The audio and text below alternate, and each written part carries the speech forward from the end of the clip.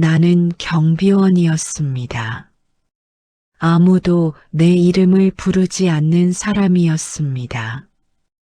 그저 경비, 문 열어, 아저씨 같은 호칭으로 불리던 사람이었습니다.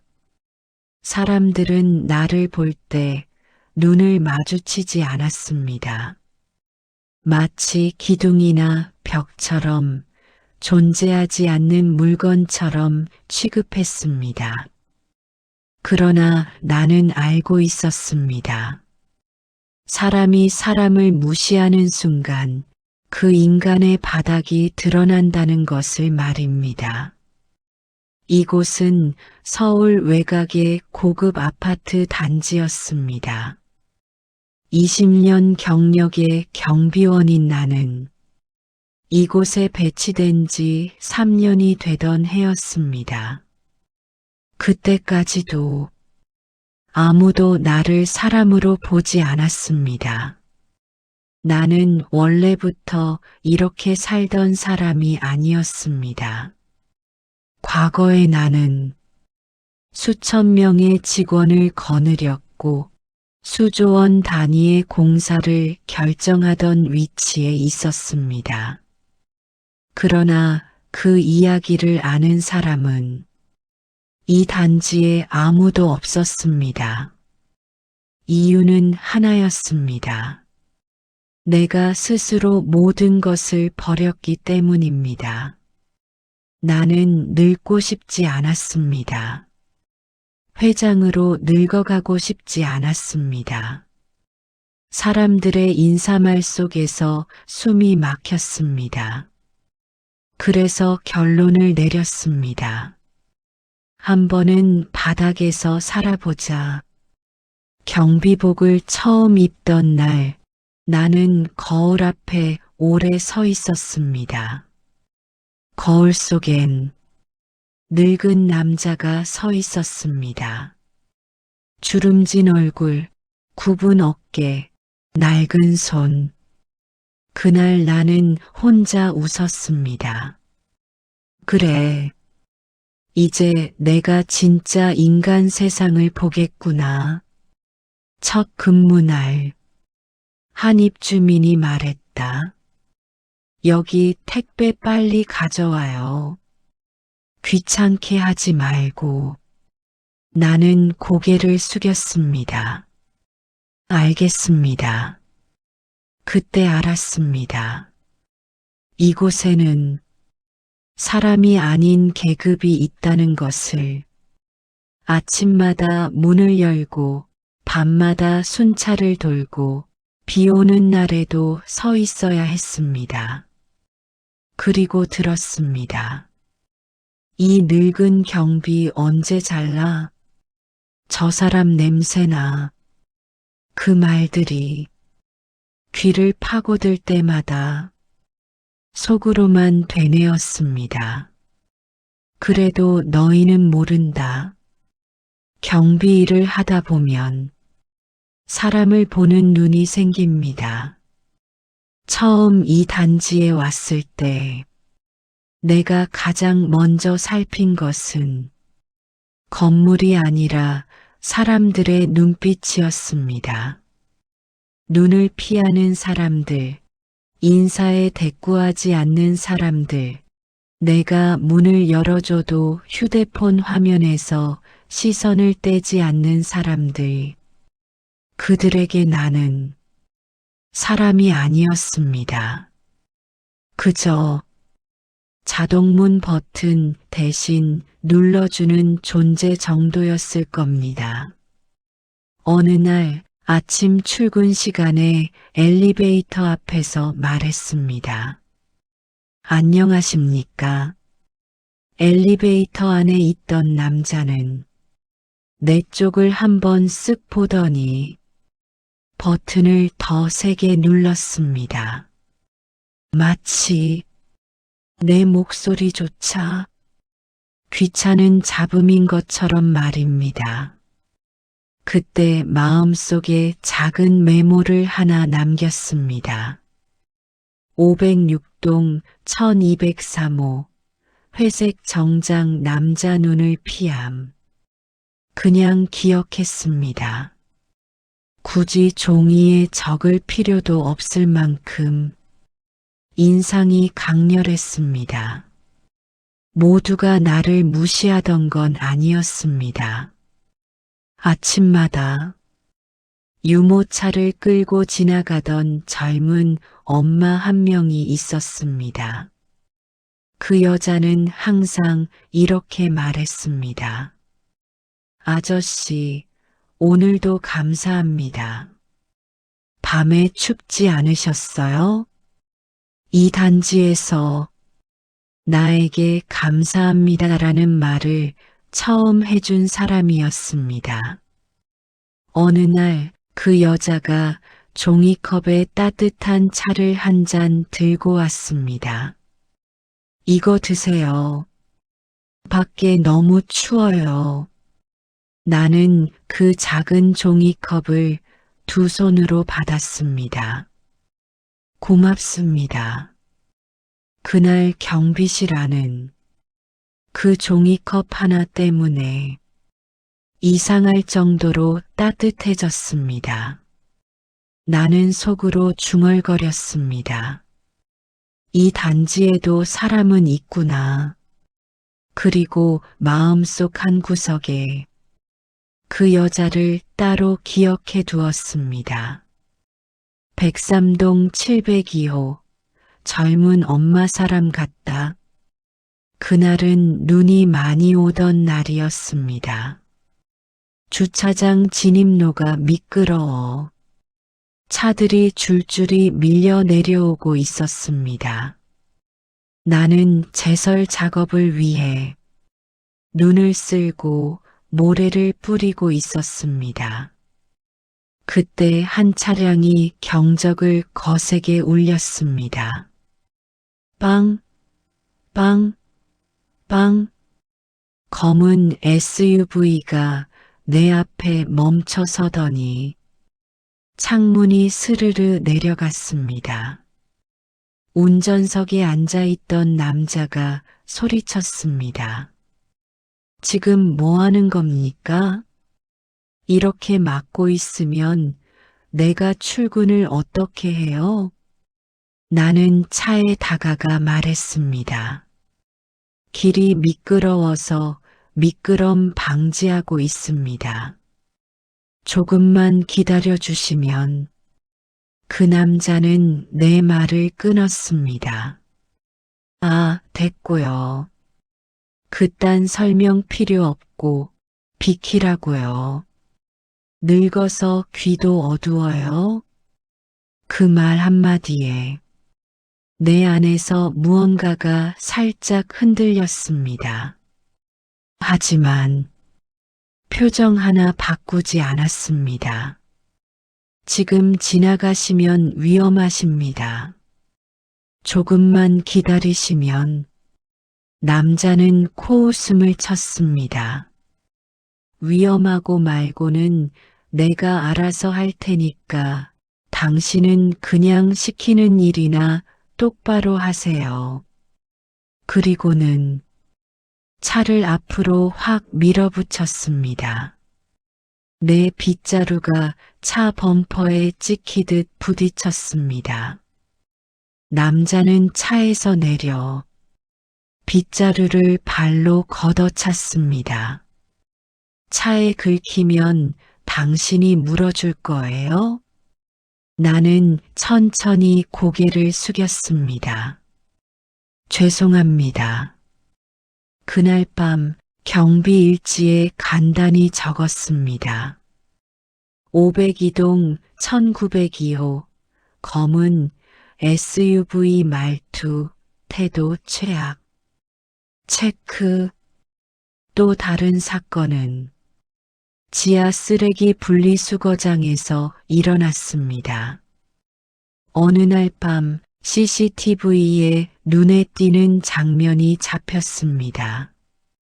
소주병, 치킨 박스, 쓰레기 봉투를 그냥 통로 한쪽에 쌓아놓고 가는 모습이었습니다.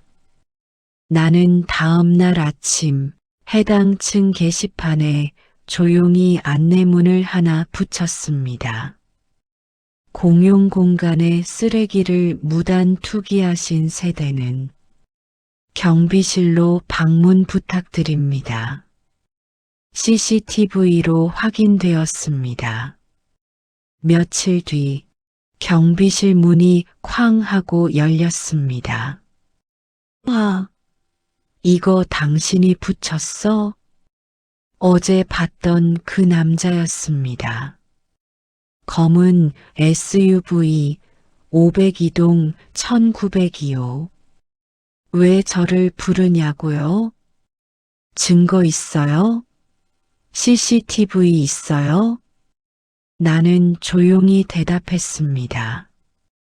있습니다. 그리고 화면을 돌려줬습니다.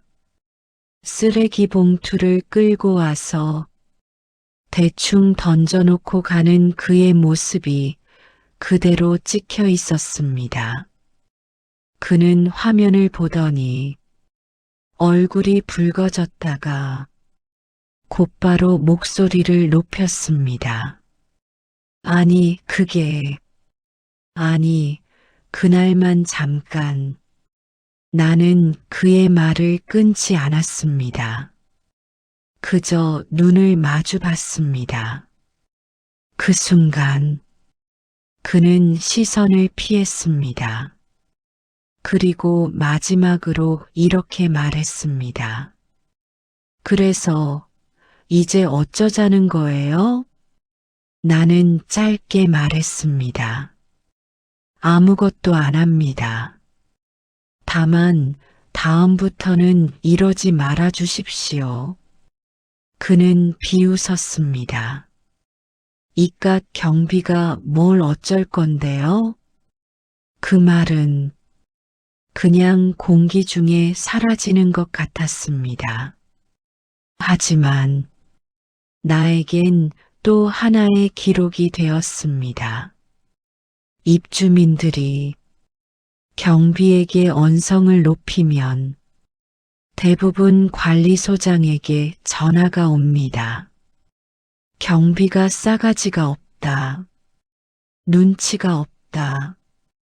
태도가 불량하다. 그럴 때마다 관리소장은 나를 불러 조용히 타일렀습니다. 조금만 부드럽게 넘어가시죠. 입주민들 민원이 들어오면 저도 곤란합니다. 나는 웃으며 말했습니다. 알겠습니다. 너무 걱정하지 마십시오. 관리소장은 몰랐습니다.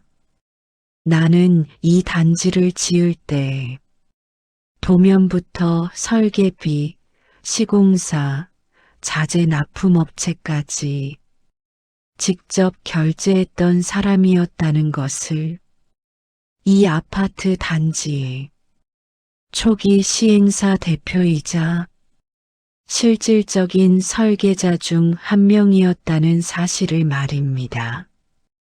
그는 그저 나이 든 경비로만 날 봤습니다. 하지만 나는 그를 미워하지 않았습니다. 이 구조를 만들어 놓은 사람이 바로 나 자신이었기 때문입니다. 어느 늦은 밤이었습니다. 모든 입주민이 잠든 시간, 경비실 구석에서 오래된 서랍을 열었습니다. 작은 카드 지갑 하나가 나왔습니다. 그 안에는 내 이름이 적힌 명함이 들어 있었습니다. 한우건설 회장 이연수. 검게 인쇄된 그 이름을 한동안 가만히 바라봤습니다. 그래, 이 이름으로 살던 때도 있었지.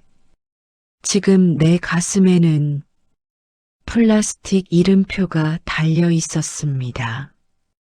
경비원 이연수. 같은 이름이지만 사람들의 태도는 완전히 달랐습니다. 나는 그 두 개의 이름표를 머릿속에서 겹쳐보았습니다. 그리고 결심했습니다. 이제 한 번쯤은 보여줄 때가 됐다. 다음 날 점심시간이 조금 지난 오후, 나는 경비실에서 오랫동안 연락하지 않았던 번호로 전화를 걸었습니다. 오랜만이네. 수화기 너머에서 낯익은 목소리가 들렸습니다. 내 오른팔이었던 전무였습니다. 회장님, 정말 회장님 맞으십니까? 대체 어디 계신 겁니까? 나는 웃으며 답했습니다. 지금 내가 만든 아파트 중 하나에서 경비하고 있지. 그는 말을 잃었습니다. 잠시 침묵이 흐른 뒤 그가 물었습니다. 이제 복귀하시는 겁니까? 나는 고개를 저었습니다. 아니다. 복귀는 안 한다. 다만 부탁 하나만 하자. 무슨 말씀이십니까? 나는 천천히 말을 이었습니다. 이 단지 리모델링 검토에 들어갔지? 예, 최근에 구청과 협의 중입니다. 올해 안에 기본 계획 발표 예정입니다. 좋다. 그 도면, 입찰 구조. 나도 한번 보자. 전무의 목소리가 단단해졌습니다. 네, 회장님. 자료 정리해서 직접 들고 가겠습니다. 전화를 끊고 나니 경비실 안이 이상하게 넓어 보였습니다. 나는 조용히 창밖을 내다보았습니다. 눈에 익은 사람들이 차를 타고 엘리베이터를 타고 내 옆을 스쳐 지나가고 있었습니다. 그들은 몰랐습니다. 그들의 아파트 인생에 조용한 균열이 생기기 시작했다는 것을. 며칠 뒤 각동 엘리베이터 안에 공지문이 붙었습니다. 리모델링 추진 관련 1차 주민 설명회 안내. 날짜, 시간, 장소가 적혀 있었습니다. 그리고 하단에는 작게 이런 문장이 있었습니다. 주요 시행사 및 건설사 관계자 참석 예정. 그 공지를 보는 순간 몇몇 입주민들의 눈빛이 달라졌습니다. 특히 늘 목소리를 높이며 민원을 넣던 사람들의 눈이 반짝였습니다. 이제 집값 더 오르겠네. 리모델링 되면 진짜 로또다. 그들의 표정을 보며 나는 속으로 아주 작은 미소를 지었습니다. 그래, 집값은 더 오르겠지. 하지만 누구에게나 똑같이 기회가 주어지는 건 아니다. 이상한 변화가 일어났습니다. 리모델링 설명회 공지가 붙고 난 뒤부터 입주민 몇몇이 나에게 먼저 말을 걸기 시작했습니다. 아저씨, 리모델링 되면 경비실도 새로 생기겠네요. 얼마나 공사할까요? 혹시 들은 거 있으세요? 예전에 다른 단지에서 경비하시던 경험 있으세요? 그들은 예전처럼 반말로 툭툭 던지지 않았습니다. 말끝이 조심스러워졌고 표정에 어색한 미소가 생겼습니다. 나는 아는 척 하지 않았습니다. 저도 잘 모릅니다. 저는 그냥 경비일만 합니다. 사람들은 빈손으로 돌아가면서도 뒤를 힐끗힐끗 돌아봤습니다. 마치 내가 무언가 더 알고 있을 것처럼 불안해하는 눈빛이었습니다. 그날 밤 나는 경비일지 맨 뒤 페이지를 펼쳤습니다. 그리고 작게 한 줄을 적었습니다. 사람들은 언제나 자신의 이익이 달려 있을 때 비로소 예의를 흉내낸다. 리모델링 설명회를 하루 앞둔 밤. 아파트는 유난히 조용했습니다. 경비실에서 창밖을 보는데 놀라운 장면을 목격했습니다. 502동 1902호 검은 SUV를 모는 그 남자가 로비 바닥을 물걸레로 닦고 있었습니다. 아이와 함께였습니다. 아이가 물었습니다. 아빠, 왜 우리가 여기 청소를 해? 아버지는 주변을 살피더니 작은 목소리로 말했습니다.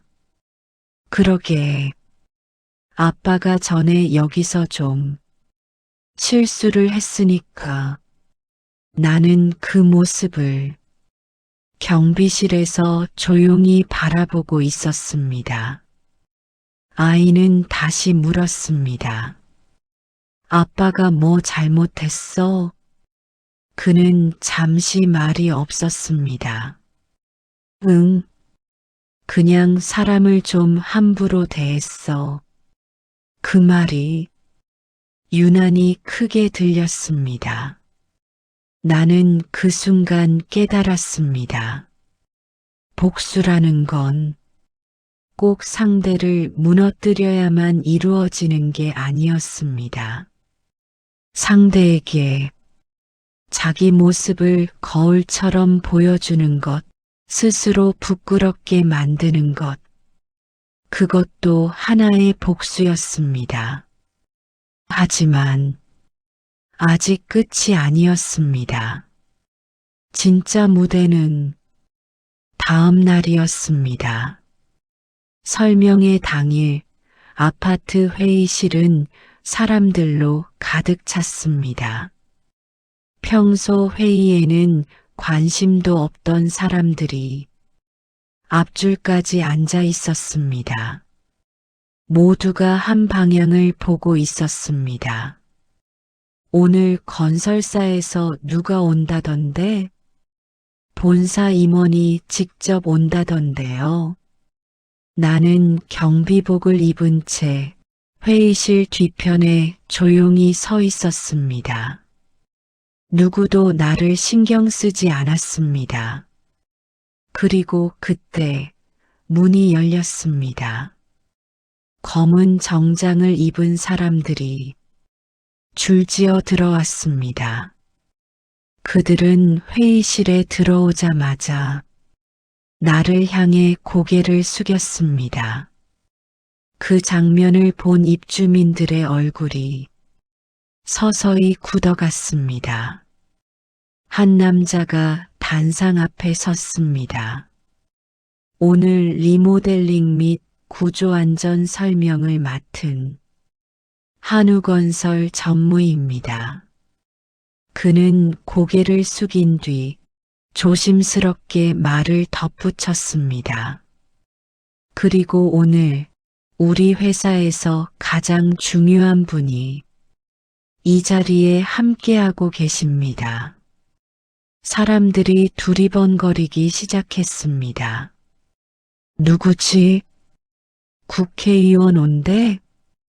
그때 그 남자가 천천히 고개를 돌려 나를 바라봤습니다. 회장님, 앞으로 나와 주시겠습니까? 그 순간 회의실 전체가 멈춰버렸습니다. 나는 천천히 걸어 나갔습니다. 경비복 그대로였습니다. 명찰도 모자도 벗지 않았습니다. 단상에 올라서자 마이크 앞에 섰습니다. 아무 말도 하지 않았습니다.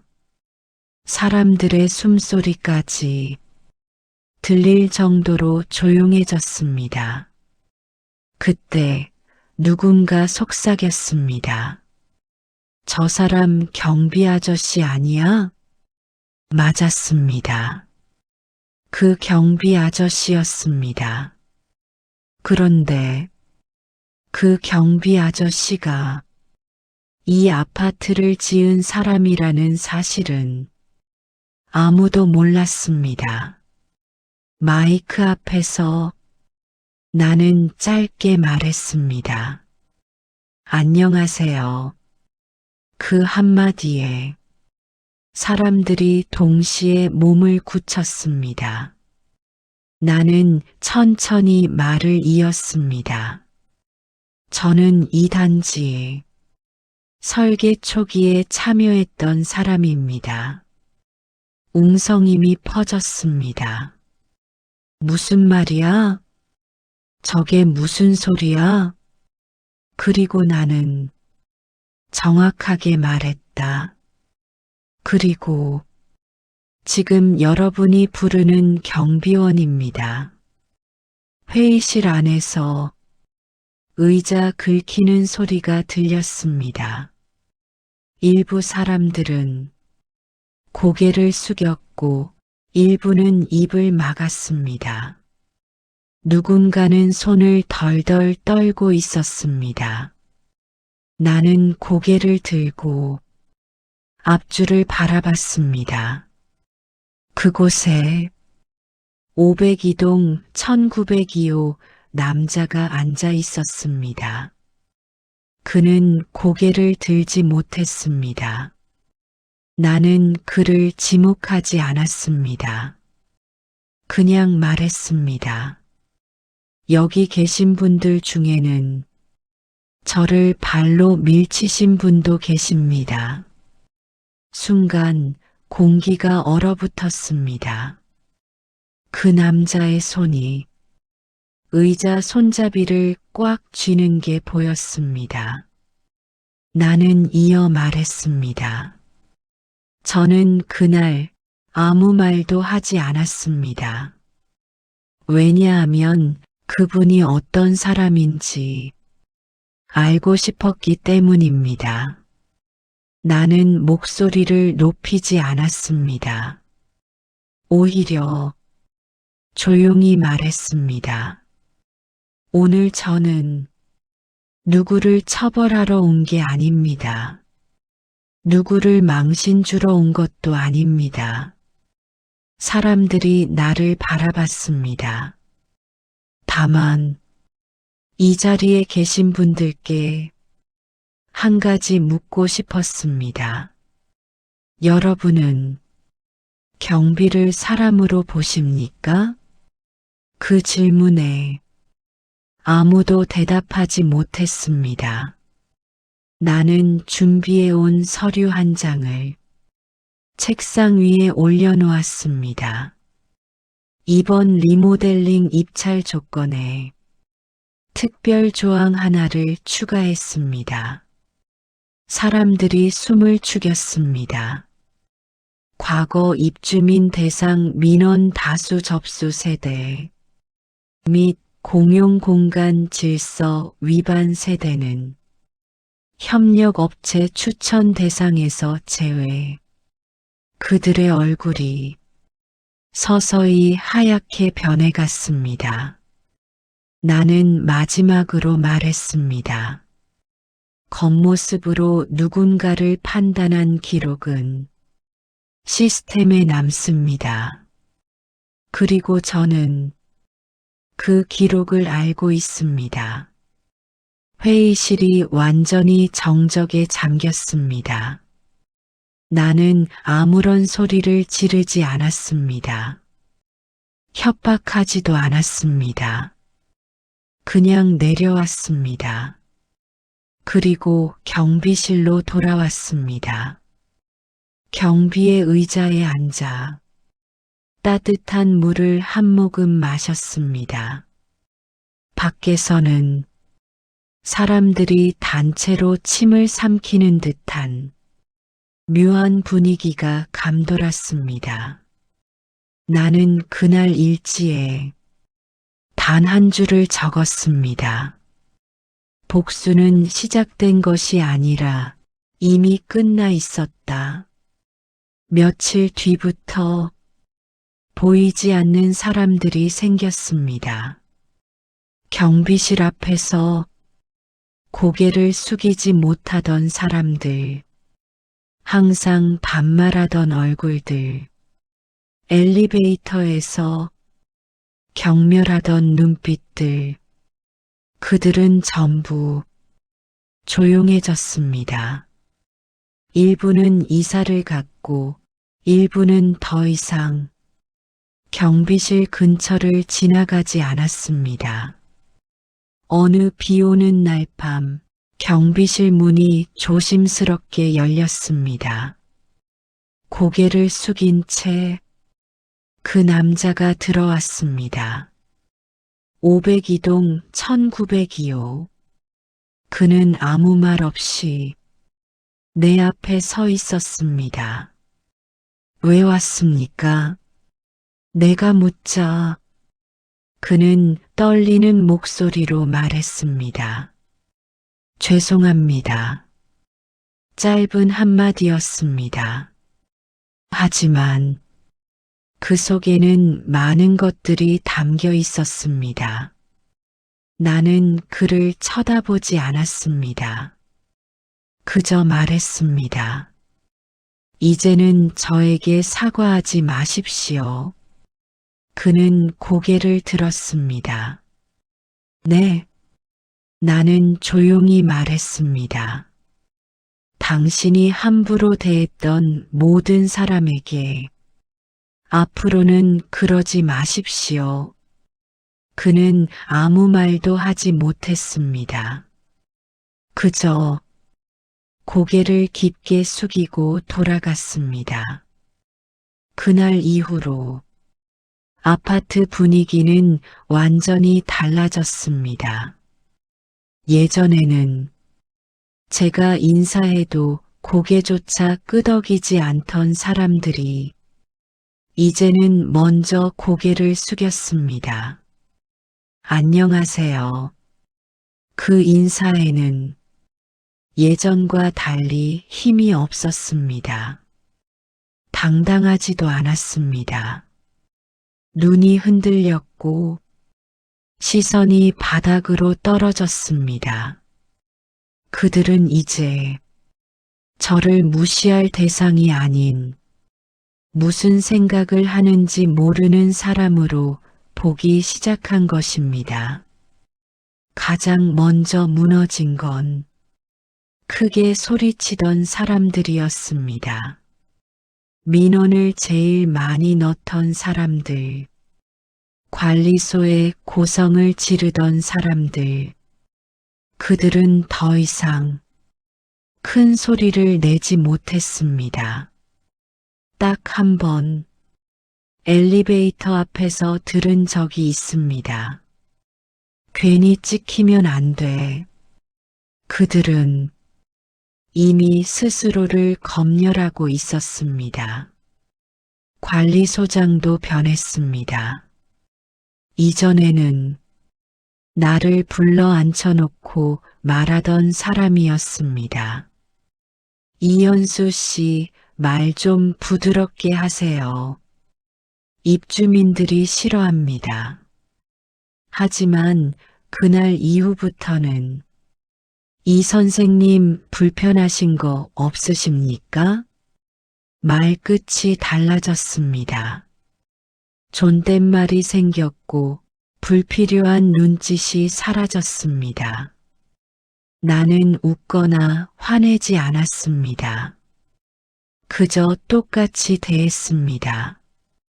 괜찮습니다. 그 역시 무언가를 깨닫고 있었습니다. 신기한 일이 벌어졌습니다. 예전에는 CCTV 사각지대 근처에서 담배를 피우던 사람들이 그 자리에 서지 않기 시작했습니다. 쓰레기를 몰래 버리던 사람들도 조심스러워졌습니다. 그들은 알았기 때문입니다. 기록한다는 것이 얼마나 무서운 일인지. 502동 1902호 그 남자의 이야기를 해야 할 것 같습니다. 그 남자는 집에서 잠을 잘 수 없었습니다. 베란다에 서서 경비실 불이 켜진 쪽을 계속 바라봤다고 들었습니다. 그의 아내는 말했습니다. 그냥 경비잖아. 왜 그렇게 신경 써? 그는 대답하지 못했습니다. 그날 아이 앞에서 말했습니다. 아빠는 예전에 누군가를 너무 함부로 대했어. 아이의 질문은 짧았습니다. 왜? 그는 대답하지 못했습니다. 그가 무너진 건 내가 아니라 자기 자신 때문이었습니다. 사실 저는 그들을 바로 무너뜨릴 수 있었습니다. 권한도 있었고 흔적도 남기지 않는 방법도 알고 있었습니다. 하지만 하지 않았습니다. 왜냐하면 사람을 무너뜨리는 것보다 스스로 자기 모습을 보게 하는 것이 훨씬 오래가는 벌이기 때문입니다. 며칠 뒤 경비실 앞에 작은 아이가 서 있었습니다. 502동 아이였습니다. 종이컵 하나를 내밀며 말했습니다. 아저씨 아빠가 이거 드리래요. 따뜻한 믹스커피 한 잔이었습니다. 나는 아이를 쳐다봤습니다.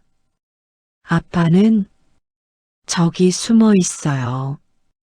아이 뒤편 화단 근처에서 그 남자가 고개를 숙인 채 서 있었습니다. 나는 커피를 받아들었습니다. 그리고 아이에게 말했습니다. 고맙다고 아빠한테 전해라. 그 아이는 환하게 웃었습니다. 그 웃음 앞에서는 복수도 필요 없었습니다. 어느 날 한 노인이 경비실 앞에 멈춰 섰습니다. 그는 오래도록 나를 쳐다봤습니다. 그리고 말했습니다. 이 회장님이시죠? 나는 웃지 않았습니다. 부정하지도 않았습니다. 그는 고개를 끄덕이며 말했습니다. 그 시절 구로공단 아파트 지을 때 당신 현장에 있었어요. 그의 손은 떨리고 있었습니다. 그때도 당신은 사람을 소리로 부리지 않았습니다. 나는 그 말을 듣고 잠시 아무 말도 할 수 없었습니다. 그 노인은 마지막으로 말했습니다. 그때 당신 밑에서 일하던 사람들, 아직도 당신 이야기합니다. 그는 인사를 하고 돌아갔습니다. 그날 밤 나는 잠들지 못했습니다. 경비실에서 한참 동안 의자에 앉아 있었습니다. 밤이 깊어지면 이 아파트는 아주 조용해집니다. 그때 저는 비로소 제 인생을 돌아보게 됩니다. 회장이었던 나, 경비원이 된 지금의 나, 이상하게도 경비복을 입은 지금이 더 숨쉬기 편했습니다. 그 이유를 그때는 아직 몰랐습니다. 어느 날 낯익은 차가 단지 앞에 섰습니다. 고급 세단. 그 차에서 내 아들이 내렸습니다.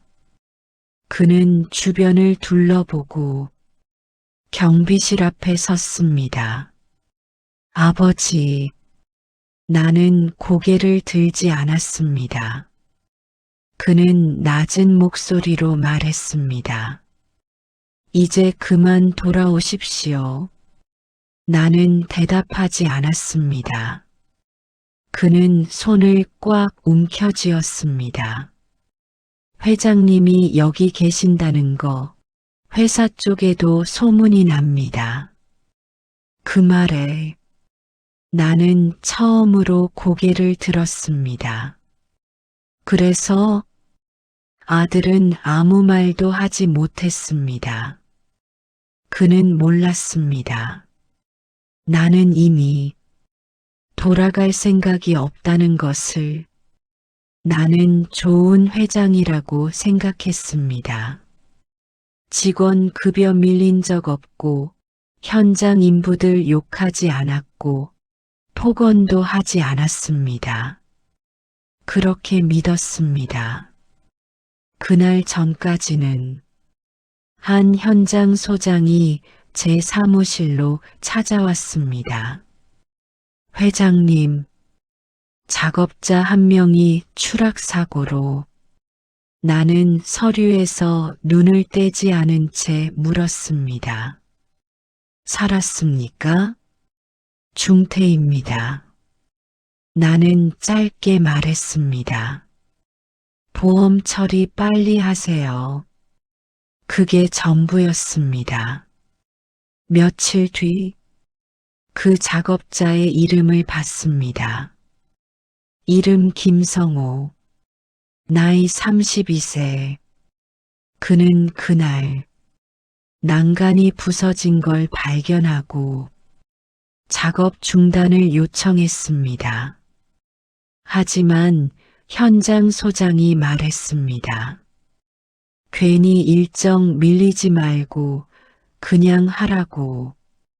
그는 사람들이 일하던 자재 보호막 대신 스스로 몸을 던져 다른 사람을 밀어냈습니다. 그 결과 그는 추락했습니다. 내 회사 공사장에서 나는 양복을 벗고 모자를 눌러 쓰고 장례식장에 갔습니다. 그의 어머니가 소리치고 있었습니다. 내 아들 사람 살린 거잖아요. 근데 왜 아무도 안 옵니까? 그 말이 내 귀를 찔렀습니다. 나는 끝내 앞으로 나가지 못하고 뒤에서 돌아섰습니다. 그날 밤 나는 잠을 자지 못했습니다. 그날 이후 나는 내 자리를 더 이상 못 버텼습니다. 나는 회장이었지만 한 사람 인생의 원인이었습니다. 그래서 생각했습니다. 내가 가장 무시당하는 자리에 가보자. 그래야 내가 어떤 사람이었는지 똑똑히 볼 수 있을 것 같았습니다. 그 선택이 이 경비복이었습니다. 아들은 내가 회장직을 정리한 이유를 몰랐습니다. 그는 회사 운명을 부담스럽게 쥐고 있었습니다. 그래서 일부러 말하지 않았습니다. 할아버지 죽음 얘기는, 아버지 회사 일은 그는 몰라야 오래 갈 수 있다고 생각했기 때문입니다. 어느 날 밤 엘리베이터 안에서 큰 소리가 들렸습니다. 술 취한 남자가 노인을 밀치고 있었습니다. 비켜, 늙은이야. 노인은 바닥에 넘어졌습니다. 나는 뛰어갔습니다. 그만하십시오. 그 남자는 내 가슴을 밀쳤습니다. 그때 이상하게도 예전 김성호 씨 생각이 났습니다. 그를 끌어냈습니다. 관리실을 불렀습니다. 경찰도 불렀습니다. 그날 처음으로 경비로서 사람을 지켰습니다. 경비실에 돌아와 문을 잠갔습니다. 그리고 혼자 울었습니다. 소리내어 울었습니다. 회장일 때도 울지 않았던 내가 경비실에서 울었습니다. 그때 알았습니다. 나는 벌을 받으러 이 자리에 온 게 아니었습니다. 속죄하러 온 것이었습니다. 이 일을 하며 깨달았습니다. 진짜 나쁜 놈은 말이 거친 사람이 아니라 사람을 사람으로 보지 않는 사람이라는 걸. 그게 내 과거와 겹쳐 보였습니다. 그래서 이 자리를 쉽게 떠나지 못했습니다. 아들이 다시 왔습니다. 그는 말했습니다. 아버지 회사가 위태롭습니다. 나는 고개를 숙였습니다. 나는 내 뒤에 있다. 그는 울었습니다. 왜 아무것도 말 안 해줍니까? 나는 말했습니다. 내가 나보다 나은 회장이 되어야 하니까. 사람들을 기록한 이유가 복수 때문이 아니었다는 것을 이제 말할 수 있습니다. 나는 사람을 기록한 게 아니라 나와 닮은 얼굴을 기록했습니다. 과거의 나처럼 힘을 가졌다고 착각한 얼굴들, 그 얼굴들을 볼 때마다 나는 나 자신을 벌하고 있었습니다. 비 오는 오후였습니다. 경비실 밖으로 한 여자가 들어왔습니다. 낯익은 얼굴이었습니다. 시간이 많이 흘렀지만 나는 알아봤습니다. 김성호 씨의 어머니였습니다. 그녀는 조용히 말했습니다. 여기 경비 아저씨, 저희 아들이 예전에 일하던 회사 혹시 아세요? 나는 대답하지 못했습니다. 그녀는 고개를 숙이며 말했습니다.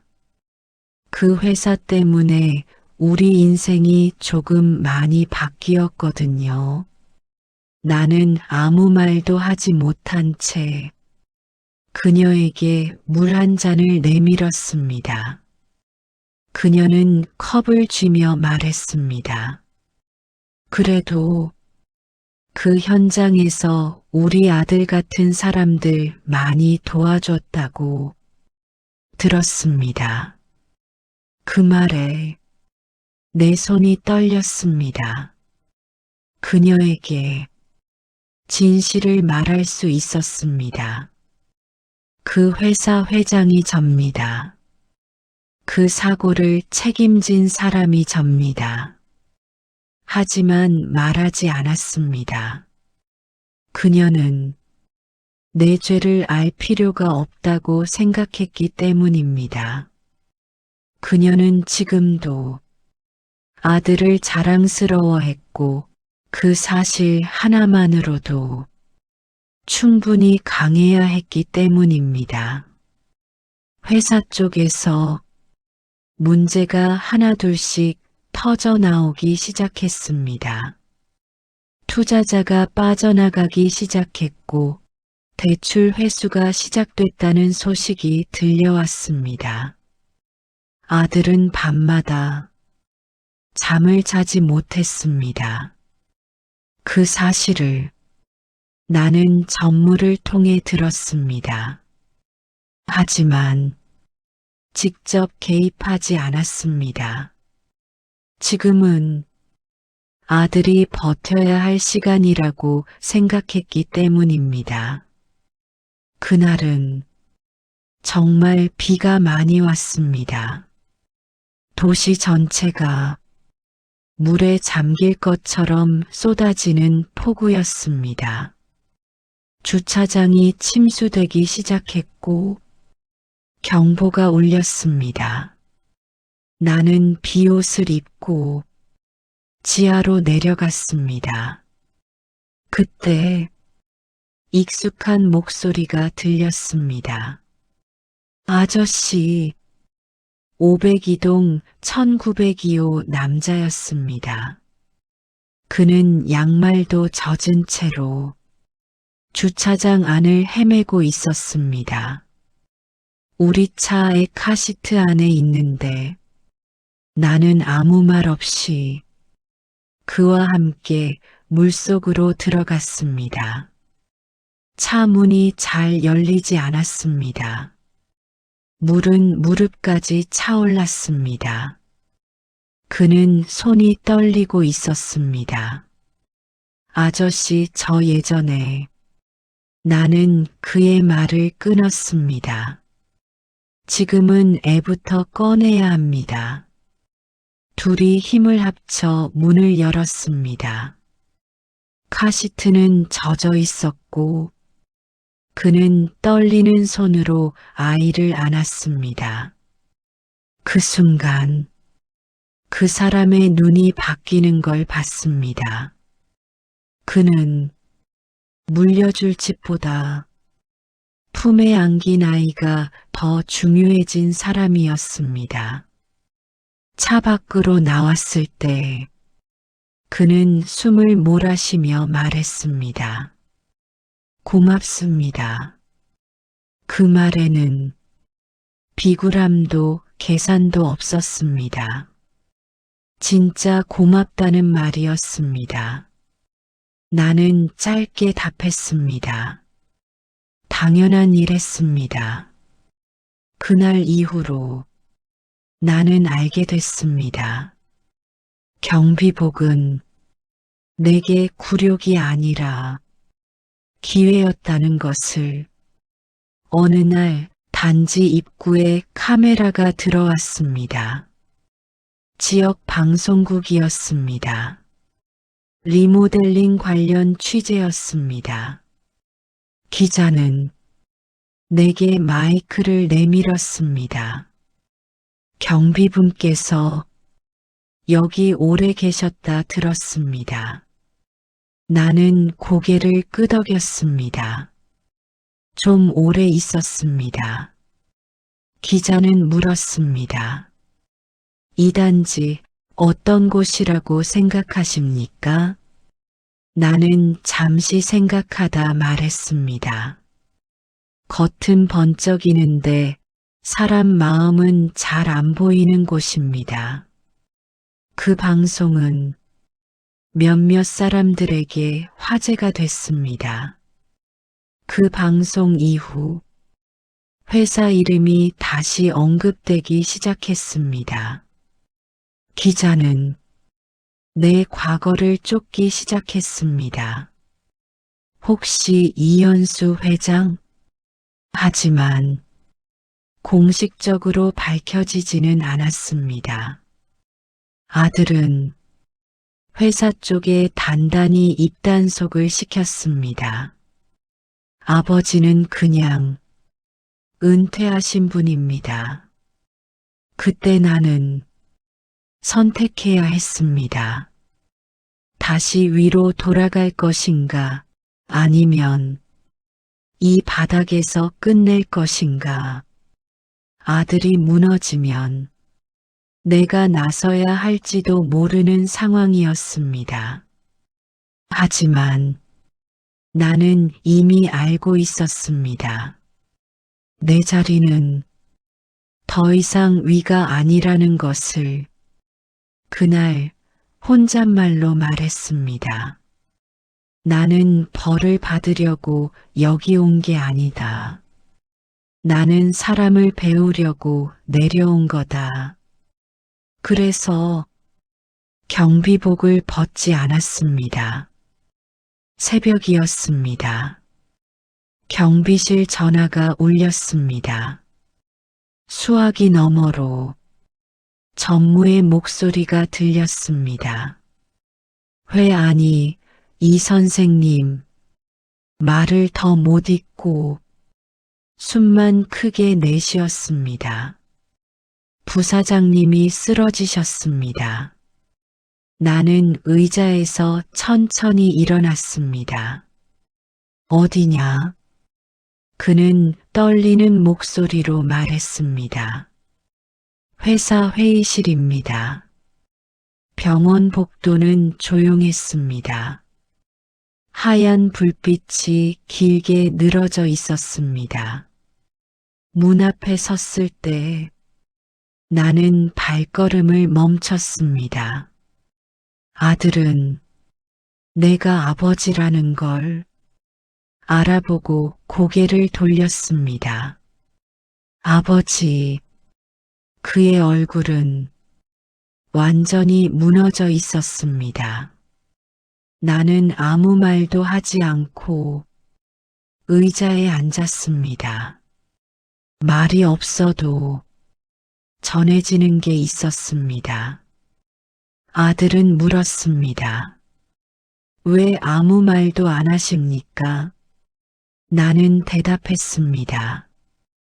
내가 무너질 때까지 기다렸다. 그 말에 아들의 눈이 흔들렸습니다. 왜요?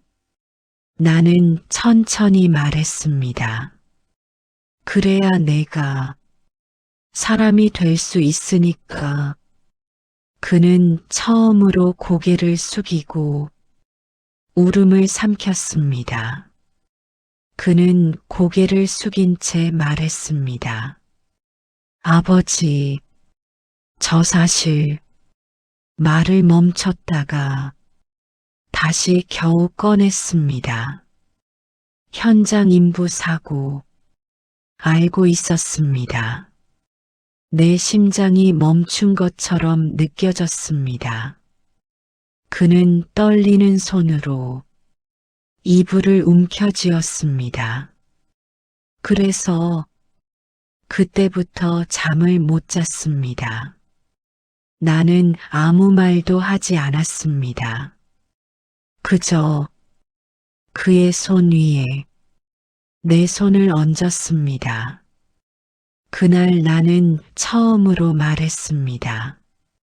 우리는 돈으로 너무 많은 걸 덮고 살았다.